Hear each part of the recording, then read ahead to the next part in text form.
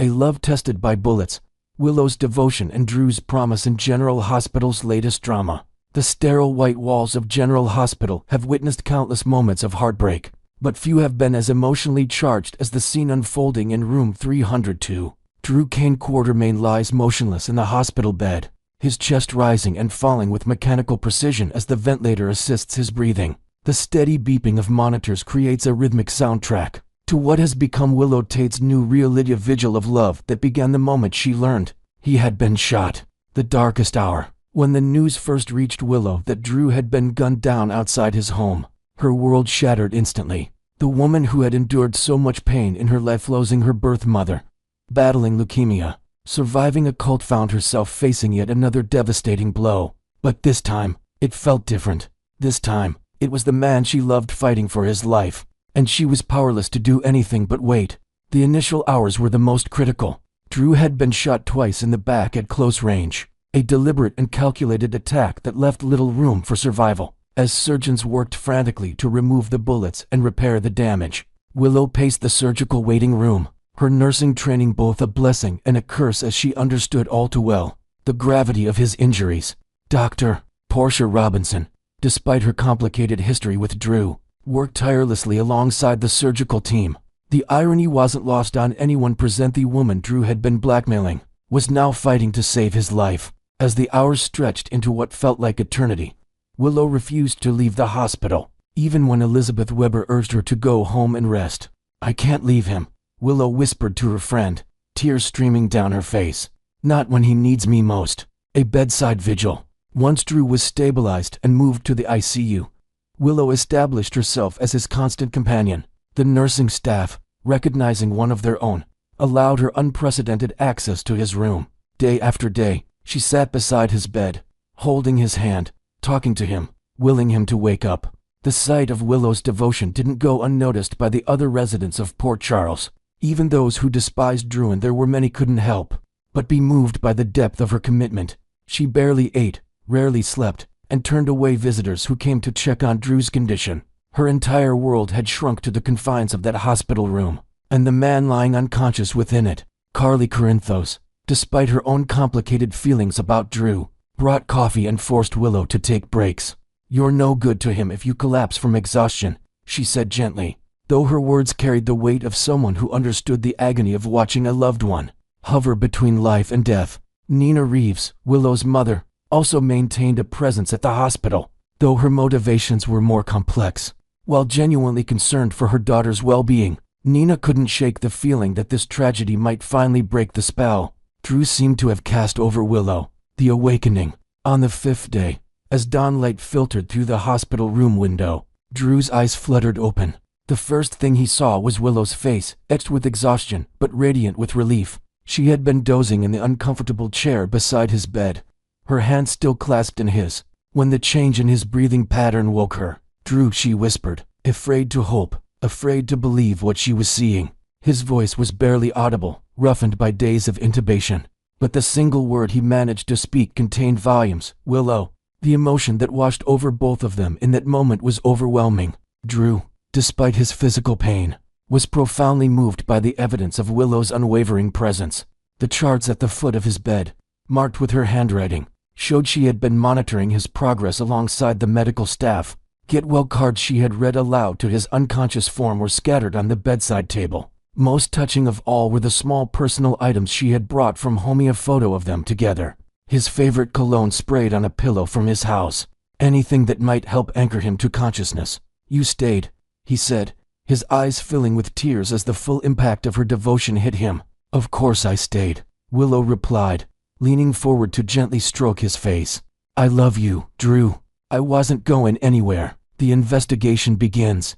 As Drew's condition improved enough for him to receive visitors, Detective Dante Falconeri arrived with notepad in hand and questions that needed answers. The shooting had rocked Port Charles, and with Drew's long list of enemies, the investigation was proving challenging. "I need you to tell me everything you remember about that night," Dante said, settling into the chair Willow had reluctantly vacated. Even the smallest detail could be important. Drew closed his eyes, concentrating on the fragmented memories. "I had just gotten home from dinner at the Metro Court," he began slowly. "I poured myself a drink, looked at the engagement ring I had given Willow. His voice trailed off as he remembered the private moment of reflection, before his world exploded into violence. I was thinking about our future together, he continued, glancing at Willow, who had returned to stand beside his bed. Then I heard something, maybe a floorboard creaking. I started to turn around, but before I could see anything, the first shot hit me. I went down immediately. The second shot, he shuddered at the memory. I think I was already losing consciousness, but I could feel someone standing over me. Dante leaned forward. Did you see a face? Any distinguishing features? Clothing. It's all shadows and pain, Drew admitted frustratedly. But I had the impression it was someone tall, maybe wearing dark clothing. I'm sorry, Dante. I wish I could give you more. What about sounds?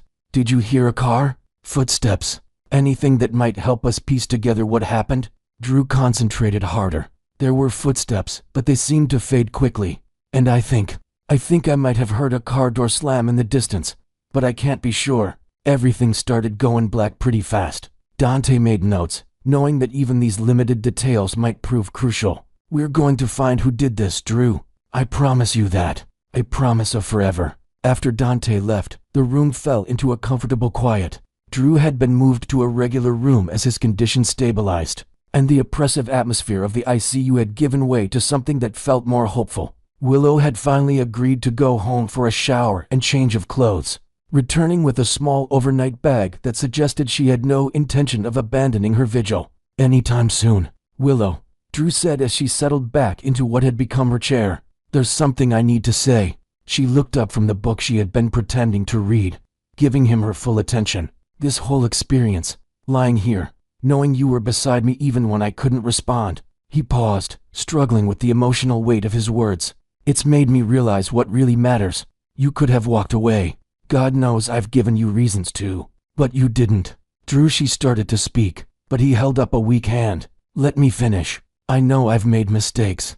I know I've hurt people, including you. But lying in this bed, fighting for my life, all I could think about was how much I wanted to wake up and see your face. How much I wanted the chance to be the man you deserve. Willow set down her book and moved closer to his bedside. The conversation they were about to have felt momentous, as if the bullets that had nearly taken his life had also shattered the barriers that had been between them. I've been thinking too, she said softly, about us, about what we mean to each other, about what kind of future we want to build. Drew's heart rate monitor reflected his increased anxiety as he waited for her to continue. When I thought I might lose you, Willow continued, her voice growing stronger, I realized that all the obstacles we've faced, all the people who disapprove of our relationship, all the complications, and of that matters if we're not together.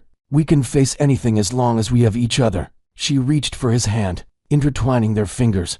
So yes, Drew, when you're fully recovered, when you're back on your feet and strong again, I want to marry you. I want to be your wife, and I want to build a life together that's worthy of everything we've been through. The transformation in Drew's expression was immediate and profound, despite his physical pain, despite the uncertainty surrounding his shooting, despite all the challenges that lay ahead. Joy radiated from his features. Are you sure? He asked, hardly daring to believe what he was hearing. I've never been more sure of anything in my life, Willow replied firmly. This experience has shown me that life is too short and too precious to waste time worrying about what other people think, or letting fear dictate our choices. A changed man. The conversation seemed to unlock something in Drew that had been buried beneath layers of ambition, anger, and hurt. Over the following days, as his strength gradually returned, visitors noticed a marked change in his demeanor. Gone was the sharp edge that had characterized his interactions with people over the past months. In its place was something softer, more reflective, more genuinely caring. I've been doing a lot of thinking, he confided to Willow during one of their quiet evening conversations, about the man I became and the man I want to be.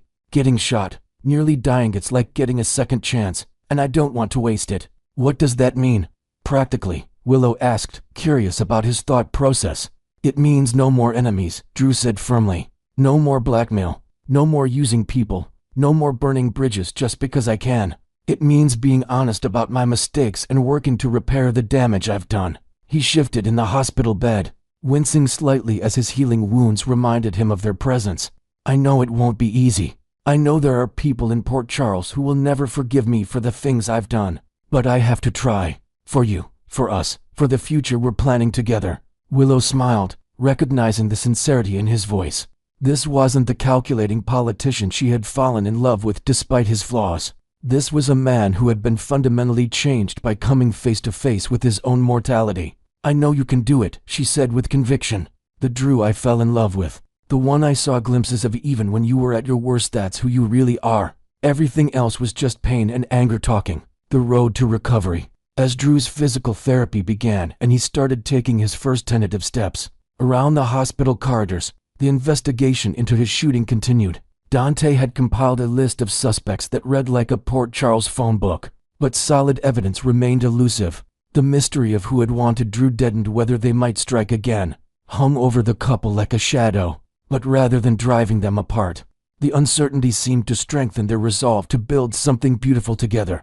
Despite the darkness that had touched their lives, whoever did this thought they were ending something, Drew said during one of his physical therapy sessions, Willow by his side offering encouragement. "Instead, they gave us clarity about what really matters." As General Hospital prepared to discharge its most controversial patient, the drama that had brought Drew and Willow together in love and tragedy was far from over. But for the first time in months, both of them looked toward the future with hope rather than fear, ready to face whatever challenges awaited them as a united front. The man who had once been Port Charles's most dangerous enemy was determined to become someone worthy of the woman who had stayed by his bedside through his darkest hour. And Willow, who had risked everything for love, was ready to claim the happiness that had nearly slipped away forever in a hail of bullets. On that terrible September night.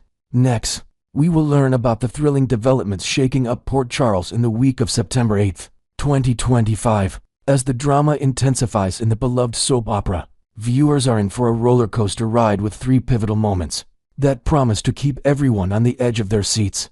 From desperate rescues to hidden secrets and unexpected comebacks, the storyline weaves a web of intrigue that's bound to captivate longtime fans and newcomers alike. Let's dive into the heart-pounding details, starting with the precarious situation surrounding Britt Westburn, whose time appears to be ticking away faster than ever before. In a pulse-racing sequence, Jason Morgan bursts back onto the scene at the Five Poppies, propelled by a frantic and garbled distress call from Britt herself. This loyal enforcer, known for his unyielding sense of duty, wastes no time in neutralizing a menacing thug who's been lurking in the shadows, adding a layer of raw action to the unfolding chaos.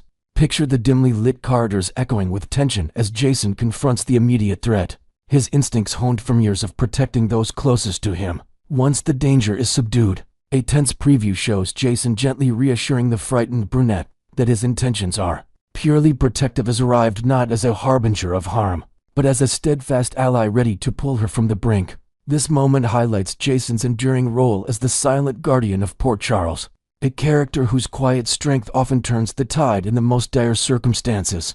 But the plot thickens with the involvement of Vaughn, a shadowy figure whose motives remain shrouded in mystery, and young Jocelyn Jacks, who's inadvertently caught in the crossfire. As Jason potentially leaps into action to safeguard Jocelyn from escalating perils, perhaps involving a botched deal or a hidden alliance gone wrong, it sets the stage for some serious fallout. Jocelyn, with her fiery spirit and history of impulsive decisions, will undoubtedly face the challenge of explaining her tangled connections, maybe revealing a secret rendezvous or a forbidden pact that led her into this mess. This revelation forces Jason into a profound ethical bind. Should he betray Jocelyn's confidence by confiding in Carly Spencer, his longtime confidant and former flame, or honor the young woman's plea for secrecy, risking fractures in his most trusted relationships? Imagine the internal conflict brewing in Jason's mind, weighing loyalty against the potential consequences that could ripple through the entire Spencer and Corinthos families, adding new layers of emotional depth to his already complex character arc. Shifting gears to another cornerstone of the week's excitement, Alexis Davis finds herself in a precarious spot where her words could unravel everything she's been desperately holding together. In a moment of unguarded candor, Alexis lets slip more than she intends, potentially exposing sensitive information that could ignite a firestorm across Port Charles. This slip-up might stem from probing questions about Rick Lansing's sudden disappearance, a man whose checkered past with Alexis includes layers of betrayal, reconciliation, and unresolved tension, perhaps hinting at a recent confrontation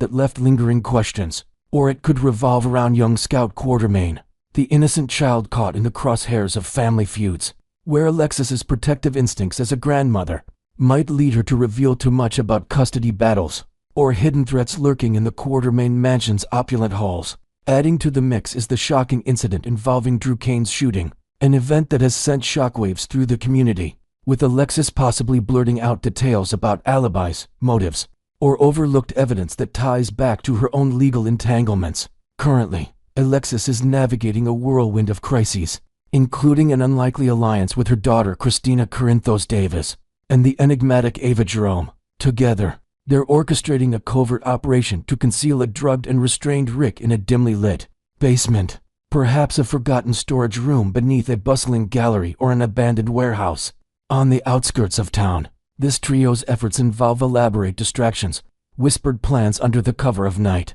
and high-stakes risks to prevent anyone from stumbling upon their secret, all while Alexis juggles her role as a sharp-witted attorney whose every move is scrutinized. The added invention of a mysterious anonymous tip line that's been buzzing with rumors only heightens the stakes, forcing Alexis to think on her feet and improvise alibis that could either save the day or lead to her downfall. No discussion of the week's must-see moments would be complete without spotlighting Nina Reeves, whose web of deceptions continues to expand in unexpected ways. The poised blonde has already bent the truth to shield Willow Tate from suspicion in a high-profile incident, fabricating a cover story that paints Willow as uninvolved despite her unexplained absence during a critical time. While Willow's emotional nature marked by her passionate outbursts and deep-seated vulnerabilities makes her an unlikely candidate for such a calculated act, as the gloved perpetrator displayed an icy precision that Willow's trembling hands could never muster. Nina's protective instincts kick in full force. Envision Nina pacing in her sleek crimson office, replaying the events in her mind, Willow vanishing shortly after discovering Drew's controversial handling of a corrupt judge, a revelation that could have pushed anyone to the brink. To navigate this minefield, Nina confides in Lulu Spencer, sharing fragmented details that might point fingers elsewhere, all while Lulu offers an off-the-record conversation that could unearth buried truths. As the week builds to a climax, Lulu teams up with Dante Falconeri to unveil groundbreaking news, perhaps a bombshell report that reshapes the entire investigation. In a twist of invented drama, Nina might even contemplate taking the fall herself, confessing to the shooting in a dramatic courtroom scene, or a private confrontation to safeguard Willow, only to later uncover that the real culprit was a shadowy operative hired by a rival family, adding a fresh surge of suspense and moral ambiguity to Nina's storyline.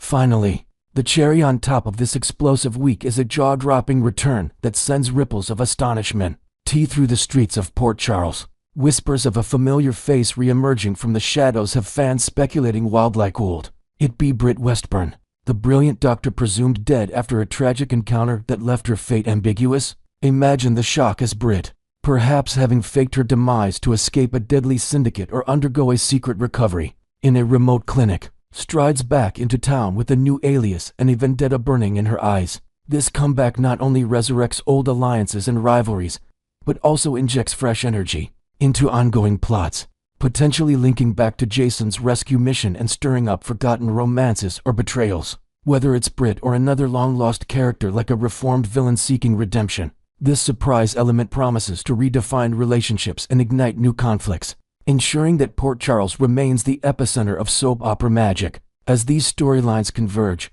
ABC General Hospital continues to deliver the kind of heartfelt, high-stakes drama that keeps audiences hooked. Stay tuned for more updates, and remember, in Port Charles, no secret stays buried forever.